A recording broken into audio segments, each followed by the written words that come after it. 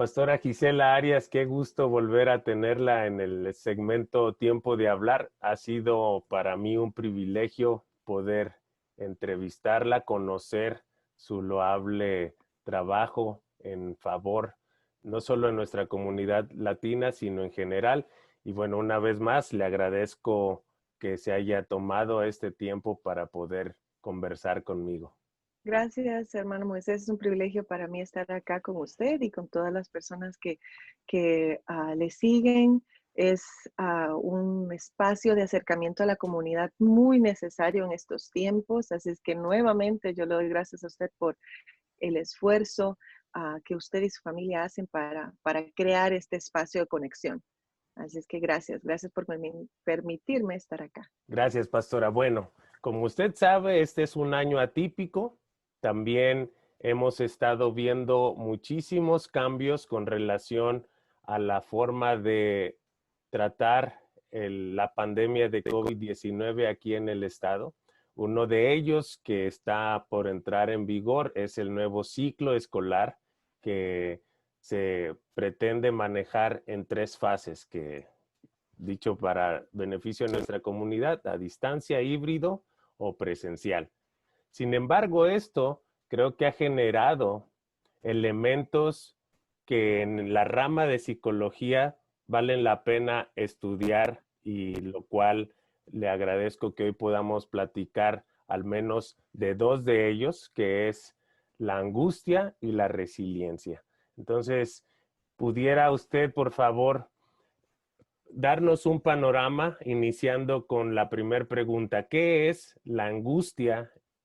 Y bueno, si se aplica en estos tiempos de incertidumbre a raíz del COVID-19. Sí, hermano, es muy interesante lo que nos está sucediendo. Definitivamente está causando un cambio en nuestro interior. Una de los sentimientos con los que nosotros nos tenemos que familiarizar es con el sentimiento de angustia. La definición de angustia es un sentimiento de aflicción, de congoja.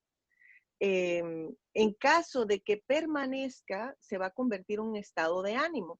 Y ahí es donde a la larga, cuando la angustia se convierte en un estado de ánimo y ya viene a alterar la personalidad, es cuando se vuelve una situación patológica, es cuando se vuelve una situación de enfermedad. Entonces, la angustia por sí sola no es mala, es un sentimiento solamente, ¿verdad? A mí me gusta explicarle a las personas que los sentimientos todos son buenos.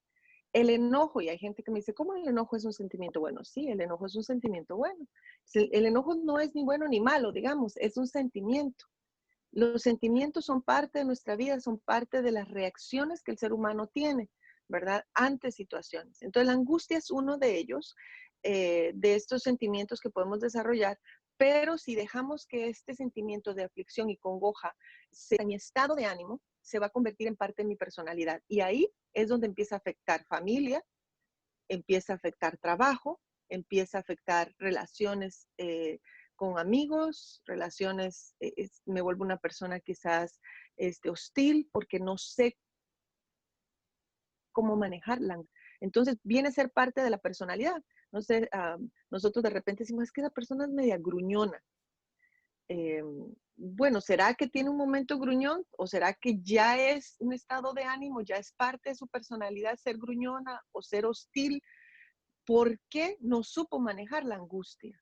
Porque ninguno de nosotros, o sea, uno no se va a despertar en la mañana diciendo, ay, yo voy a ser una persona gruñona. O cuando uno está niño, uno no dice, oh, yo quiero ser una persona amargada cuando esté grande.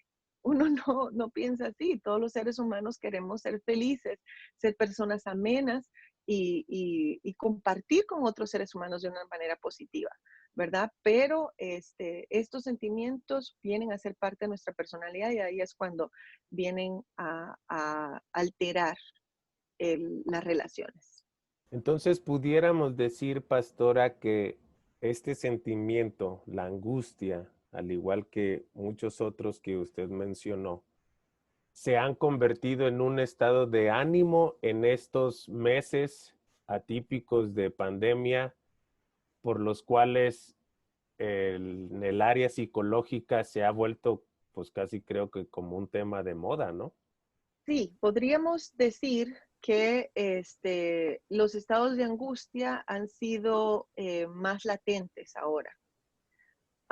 Yo pensaría que quizás antes estábamos demasiado ocupados o entretenidos con ocupaciones y eso nos hacía sentir que estábamos bajo control. El hecho de que ahorita no sintamos que estamos controlando nada, nos está revelando más de nuestro ser interior, nos está dejando ver más que la angustia es más latente en nuestra vida. Entonces, yo creo que ya veníamos así, no éramos una sociedad sana, definitivamente no podemos decir que la normalidad que teníamos no era tan normal como nosotros pensábamos. Lo que pasa es que estábamos muy entretenidos, no teníamos tiempo. Esto nos ha causado una pausa y nos ha hecho frenar en muchas áreas, lo cual ha llevado a que tengamos más momentos de cuestionamiento de dónde veníamos, qué estábamos haciendo, cómo lo estábamos haciendo, ¿verdad? Entonces, este elemento que estamos viviendo hoy de la pandemia nos ha abierto los ojos en ese aspecto, creo yo. Ah, y, y creo que el asunto de que se ha convertido hoy en una situación psicológica también viene de las situaciones en las que nosotros vivimos una fantasía. Los seres humanos nos gusta vivir los momentos desde una perspectiva fantasiosa, ¿verdad? No nos gusta confrontar la realidad. No nos gusta ver la realidad porque la realidad nos hace confrontarnos con la angustia, ¿verdad? Entonces pensamos que la angustia es mala. Entonces yo pienso que lo más importante en preciso momento es tomar un tiempo para experimentar el sentimiento de angustia, no huir de ella, porque eso nos puede llevar a vivir una medicina preventiva en vez de una medicina curativa. Los seres humanos preferimos, ya cuando estamos muy enfermos, buscar la medicina. Pero el arte de la verdadera sanidad es prevención antes de sanidad, ¿verdad? Entonces, yo pienso que en esta situación que nosotros estamos viviendo hoy en día, es tiempo de que nosotros nos sentemos y experimentemos el sentimiento de angustia desde mi realidad en la que yo estoy viviendo hoy en día. Fíjese que mencionaba que los sentimientos, todos los sentimientos son buenos. Eso me gusta porque precisamente muchas veces, inclusive en el ámbito eclesiástico, escucho que algunos sentimientos como el enojo no son permitidos en uno, ¿no? Pero también me gusta que refiere usted esa diferencia entre un sentimiento que se convierte en un estado de ánimo. Y va por ahí mi siguiente pregunta con relación a la angustia. ¿Cómo puedo yo identificar que vivo en un estado de ánimo de angustia? O bien, ¿cómo puedo identificar factores en mi familia que me puedan revelar que ellos están viviendo una situación similar? Yo creo que depende de la personalidad del individuo. ¿Cómo yo me puedo dar cuenta? Es identificando, digamos, las personalidades, qué tipo de personalidad soy, qué tipo de personalidad son mis seres queridos. En algunos seres humanos que tienen una personalidad extrovertida, es muchísimo más difícil ver sentimientos de angustia. Entonces, cuando la persona es extrovertida, al estar rodeado de otros, es su momento de llenarse de energía, ¿verdad? Entonces, es muy difícil poder nosotros ver si está angustiado o no. Entonces, ¿cómo nosotros podemos darnos cuenta? Es creando espacios para estar juntos, creando espacios para conversar, para conectar. Eso es muy importante ahorita, muy, muy importante. Los seres humanos fuimos creados para conectar, ¿verdad? Entonces, si nosotros logramos crear el espacio, la conexión es como los imanes. Si yo pongo los imanes de una forma estratégica para que ellos se unan, se van a unir. Entonces, lo único que necesitamos es crear ese espacio, ¿verdad? Para poder platicar, para poder conversar y recordar eh, que esa persona puede expresar sus sentimientos, ¿verdad? Porque la otra cosa es que hemos, como decía previamente, socialmente hemos sido una sociedad no muy sana en las emociones. Por ejemplo, si nosotros nos topamos en algún lugar, en el parque, este, y usted me saluda, eh, hola, ¿cómo está? ¿Cómo le ha ido? Y yo le digo, mira, estoy súper mal. Tengo una angustia increíble. Usted se va a quedar, usted no va a saber qué hacer. O sea, yo puedo ver su rostro de una vez asustado, como confuso. O sea, como que usted, lo que usted espera es que yo siempre le diga, bien, gracias a Dios, bendecida, en victoria. Y si yo le digo a usted cómo realmente me siento, no sabe qué hacer con esa información, ¿verdad? Entonces, eso nos pasa en la familia también. Entonces, tenemos que estar preparados para crear esos espacios y dejar que la angustia salga. La Biblia nos habla de una historia muy linda, que es la vida de Job. Y criticamos, ¿verdad? Yo creo que muchas veces a los amigos de Job, pero los amigos de Job se sentaron con Job y callaron. Y a mí me parece que esa es una estrategia de conexión increíble. Yo no sé cómo hicieron esos hombres para sentarse después de un tiempo, ¿verdad? Ya no aguantaron tanto la angustia ellos mismos que empezaron a hablar y hablaron más de la cuenta. Pero contemos lo que hicieron primero. Lo hicieron bien. No pudieron tolerar porque ya la angustia vino a ser parte de ellos y los controló y empezaron a tratar de justificar aquel dolor, que esa es otra de las razones por las que nosotros tenemos que cuando creamos estos espacios para conectar con nuestros seres queridos que creemos que están pasando una situación difícil, entonces nosotros estemos preparados para recibir, ¿verdad? Y no para defender o racionalizar lo que está sucediendo, sino decirles con empatía, aquí estoy. Qué bueno que menciona la parte de los amigos de Job, porque precisamente son hombres y los hombres somos muy dados a no escuchar y a luego dar nuestra opinión. Gracias por ese dato.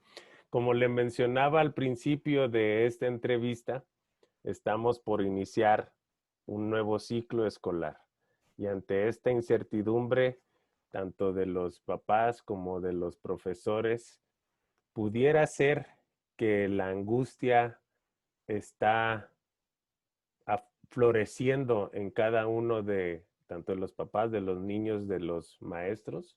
Efectivamente, la angustia está a flor de piel en estos momentos en nuestras vidas. Y con la entrada al inicio del año escolar, el país entero yo creo que estamos entrando en esta etapa de angustia porque está el hecho del aprendizaje de mis hijos, el hecho de que es un año más académico que mi hijo no puede pasar sin aprender, pero está la amenaza de un contagio, está la relación maestro, maestro casa, maestro alumno, ¿verdad? Entonces, todo esa mezcla de sentimientos que nosotros tenemos ahora son sentimientos muy profundos que los maestros, los niños y los padres están viviendo. En nuestra comunidad hispana, como inmigrante, tenemos desafíos realmente significativos, ¿verdad? Vea que no estoy diciendo que es un problema, estoy diciendo que es un desafío, ¿verdad? Y los desafíos se confrontan, ¿verdad? ¿Podemos nosotros hacerlo? Sí. ¿Cómo nosotros podemos enfrentar este desafío que estamos nosotros viviendo?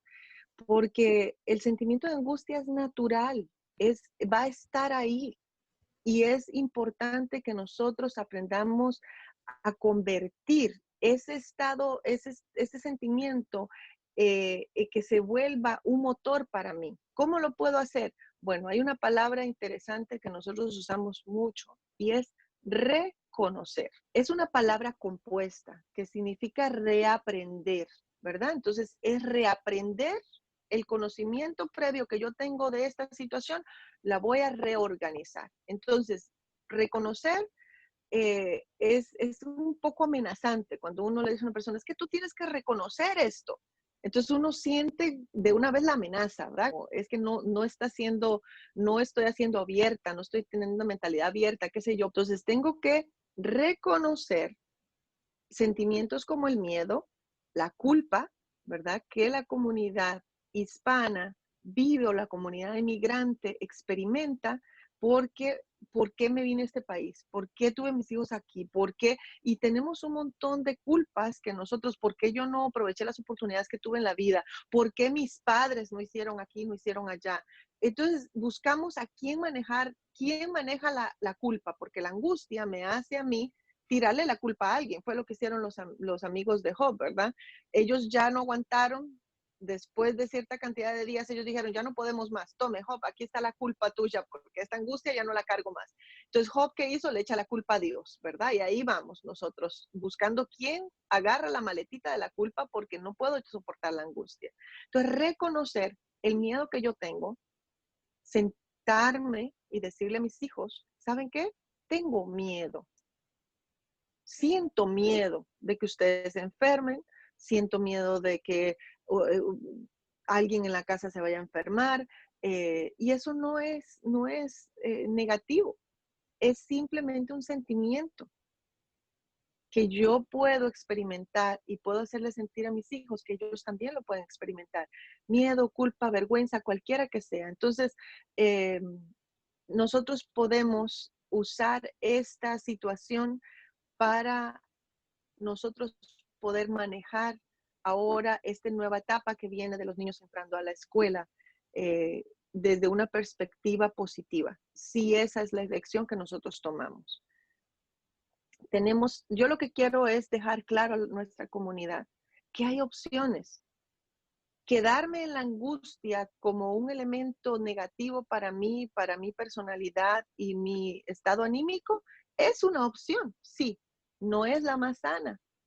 Hay otras opciones más sanas, ¿verdad? Entonces tenemos opciones, tenemos en nuestras manos opciones para nosotros poder manejar la situación que vivimos. Bien, mencionaba algunos elementos que apunté aquí como el miedo, la culpa, que van de la mano con la parte de la angustia, mucho se da en nuestra comunidad, pero también mencionó una palabra muy interesante aparte de la de reconocer, que es utilizar la angustia como un motor en lugar de convertirlo en un estado de ánimo. Y me surgen aquí dos preguntas, pastora: ¿qué otros aspectos negativos yo voy a experimentar si dejo que la angustia se convierta en un estilo de vida conmigo? Y la segunda es, si estoy viviendo en una etapa de angustia, ¿puedo sacar algo positivo de ahí? Es importante que nosotros podamos identificar.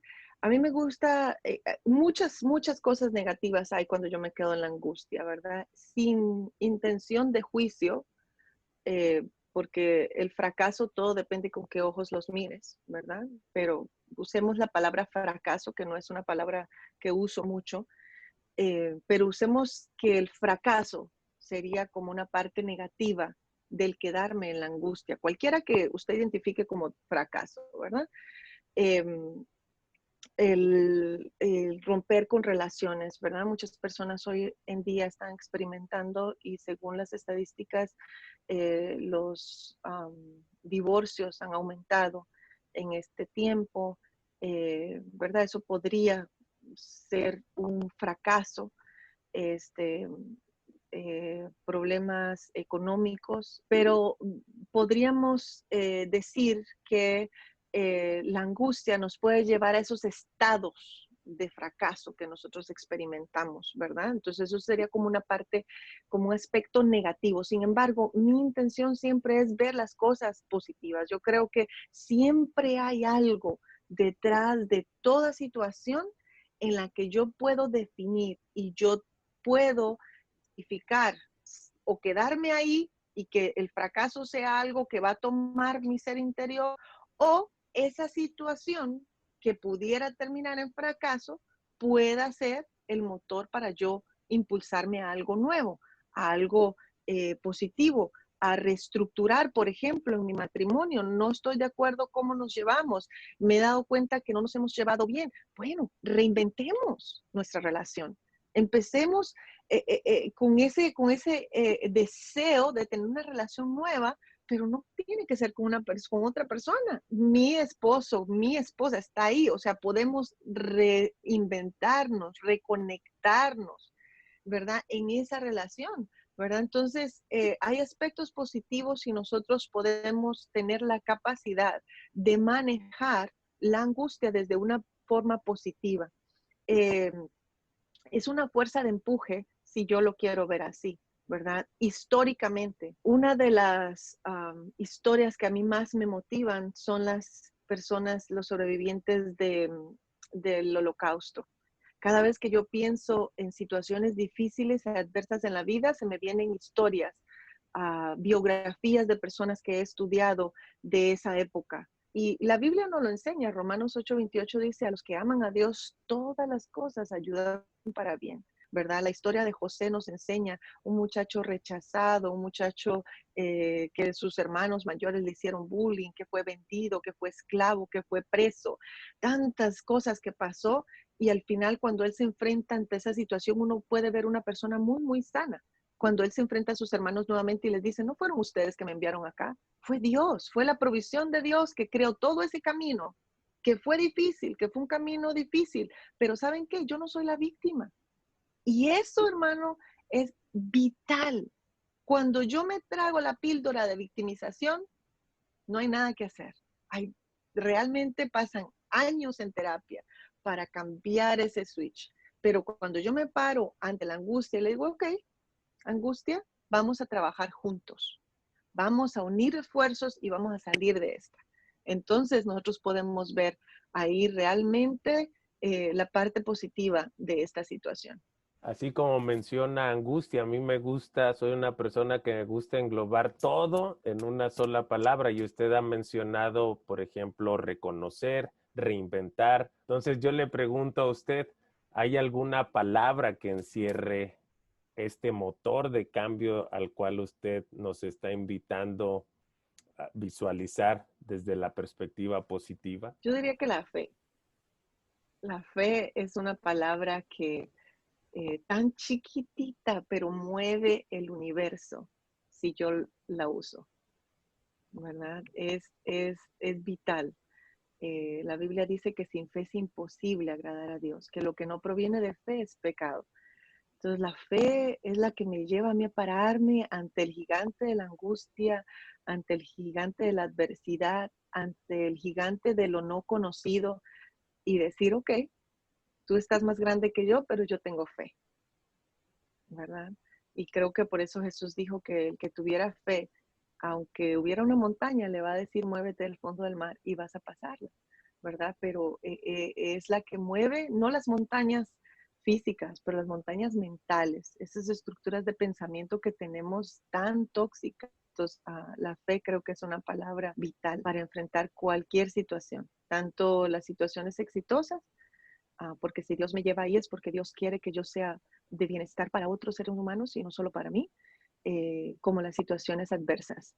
Pastora, mencionaba estos dentro de la palabra fe, algunos beneficios que logro identificar ahí. ¿Hay algunos otros puntos positivos cuando yo me convierto en una persona que toma la angustia para no llevarla a un estado de ánimo, sino volverla un motor de cambio? ¿Qué otros beneficios obtengo yo cuando me vuelvo una persona que busca factores de cambios positivos ante situaciones adversas? La persona que es resiliente es una persona para la que no eh, existe una vida dura, sino momentos difíciles.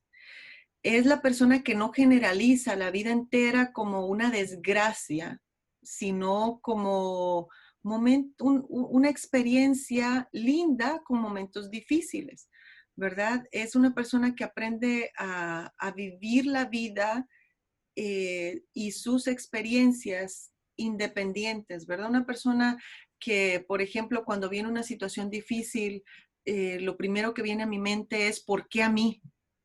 ¿Por qué esto me pasa a mí? Eso me indica a mí como individuo que no estoy usando la resiliencia de una manera adecuada en mi vida, que no estoy siendo resiliente, que la angustia me está tomando y controlando desde mi interior, porque la angustia está afuera, pero yo si la interiorizo se vuelve parte de mí.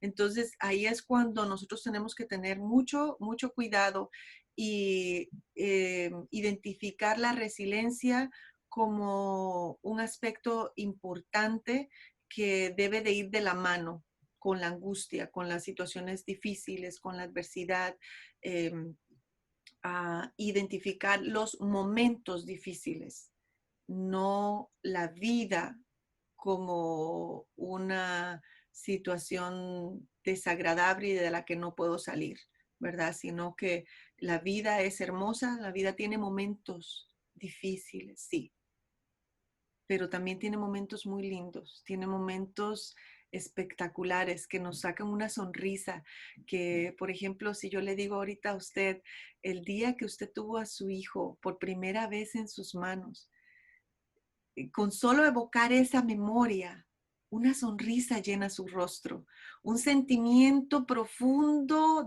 de satisfacción y llenura completa llega hasta sus entrañas, porque esos momentos llenan nuestro ser interior, ¿verdad? Y nos llenan de un sentimiento de ternura, de esperanza, de fe, de felicidad. Entonces la vida tiene momentos difíciles y nosotros podemos enfrentar esos momentos difíciles desde la resiliencia en vez desde la angustia.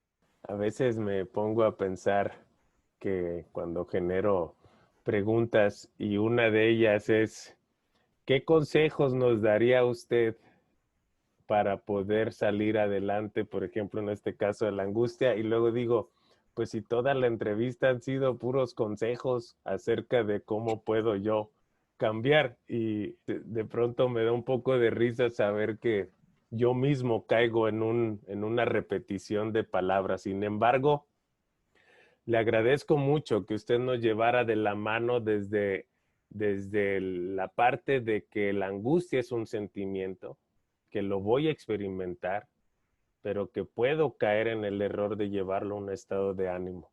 Pero también me da una salida aparte de para poder lidiar con ella, que es esta resiliencia o adaptación a los cambios con las diferentes variables como reconocer, reinventar, la fe, que son elementos que considero en toda esta plática fundamentales. Y a mí me gustaría, pastora, que usted nos dijera si hay algunos pasos que yo debiera de seguir para poder salir adelante de la angustia y tornarla hacia un motor de avance personal. Sí, sí es posible desarrollar ciertos estilos, digamos, de vida en la que nosotros podamos incrementar el sentido de resiliencia en nuestras vidas. Y yo podría mencionar 12, quizás no como pasos, pero como aspectos importantes que yo podría incorporar en mi diario vivir para incrementar el sentido de resiliencia en mí. Sin embargo, es muy amplio, ¿verdad? Y creo que eso generaría un espacio extra en algún otro momento que podamos concentrarnos específicamente en esa área, ¿verdad? En cómo nosotros podemos implementar ejercicios que van a ayudar a mi cerebro, porque recuerde que nosotros no solamente somos mente, no solamente somos pensamiento, también somos un ser vivo, biológico, y estos ejercicios lo que hacen es ayudar a la química del cerebro a ir incorporando este estilo de vida para poder yo desarrollar la resiliencia como estilo de vida. Entonces podríamos planear algo así, hermano Moisés, para poder poner en estas herramientas en las manos de la comunidad, que yo creo que esa es una de mis motivaciones, que la comunidad tenga estas herramientas a sus manos, que no quede solamente para aquellos que tienen recursos para pagar una terapia o un coaching de $4,000, $5,000, no. La ciencia se debe a presentar a la comunidad y debe estar al acceso de la comunidad. Y esa es una de mis metas profesionales, poder tener, que nuestra comunidad tenga el acceso a toda esta información científica que hay para nosotros, poder vivir mejor. Me fascina que dentro de una plática como la que estamos teniendo hoy, ya surja un nuevo tema que pudiéramos desarrollar. Así es que yo le tomo la palabra, claro que sí, ya lo apunté aquí para poder hablar a profundidad sobre estos 12 pasos que nos pueden ayudar a ser personas resilientes y que seamos capaces de adaptarnos a los cambios. Gracias por su tiempo, Pastora Gisela Arias. Me gustaría cederle una vez más los micrófonos para que usted nos regale de lo más profundo de su corazón palabras que nos animen a seguir adelante en estos tiempos este 2020 que nos tocó vivir de una forma tan atípica. Una vez más, muchas gracias. La bendigo en el nombre de Jesús y espero que Él siga prosperando todos sus caminos y todos los proyectos que tenga usted en mente y en acción, pues lleguen a un buen fin. Amén. Gracias, hermano Moisés, una vez más por esta oportunidad. Y más que mis palabras o las palabras que la misma ciencia puede dar en momentos como estos, yo quisiera dejarles a todos un mensaje de la palabra de Dios, Romanos, y este es un pasaje que he estado meditando esta semana, que me ha llenado de verdad y quiero compartirlo con ustedes porque yo creo que va a ser de bendición también como lo ha sido para mí, porque son palabras que han transformado durante esta semana y me han sostenido en esta semana. Es Romanos capítulo 15, versículo 13 y dice, y el Dios de esperanza. Solamente iniciando estas palabras el apóstol Pablo me llena, porque dice, y el Dios de esperanza os llene de todo gozo y paz en el creer, para que abundéis en esperanza por el Espíritu, por el poder del Espíritu Santo. Entonces, estas palabras realmente motivan las entrañas de cualquier ser humano. La palabra de Dios dice que ella tiene el poder para discernir aún los pensamientos. Y normalmente como somos enjuiciadores los seres humanos, cuando decimos, oh, es que Dios puede identificar mis pensamientos, de una vez pensamos que es para decirnos, estás haciendo mal, pero también para decir, tus sentimientos me importan.